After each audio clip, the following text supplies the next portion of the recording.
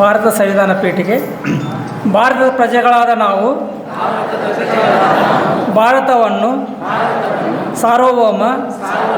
ಸಮಾಜವಾದಿ ಜಾತ್ಯತೀತ ಪ್ರಜಾಸತ್ತಾತ್ಮಕ ಗಣರಾಜ್ಯವನ್ನಾಗಿ ರೂಪಿಸುವುದಕ್ಕಾಗಿ ಭಾರತದ ಎಲ್ಲ ಪ್ರಜೆಗಳಿಗೆ ಸಾಮಾಜಿಕ ಆರ್ಥಿಕ ರಾಜಕೀಯ ನ್ಯಾಯವನ್ನು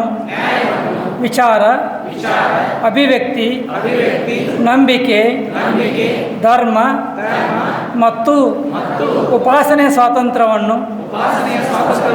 ಸ್ಥಾನಮಾನ ಮತ್ತು ಅವಕಾಶಗಳ ಸಮಾನತೆಯನ್ನು ಉಪಾಸನೆಯ ಸ್ವಾತಂತ್ರ್ಯವನ್ನು ದೊರೆಯುವಂತೆ ಮಾಡುವುದಕ್ಕಾಗಿ ವ್ಯಕ್ತಿ ಗೌರವ ದೇಶದ ಏಕತೆ ಮತ್ತು ಸಮಗ್ರತೆಗಾಗಿ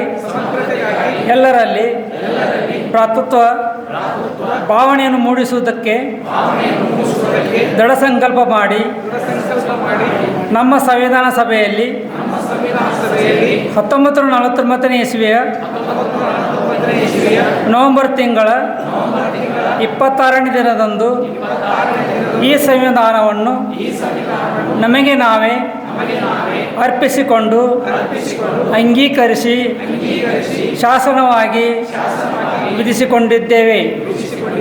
ಜೈ ಗುರು ಬಸವೇಶ್ವರ.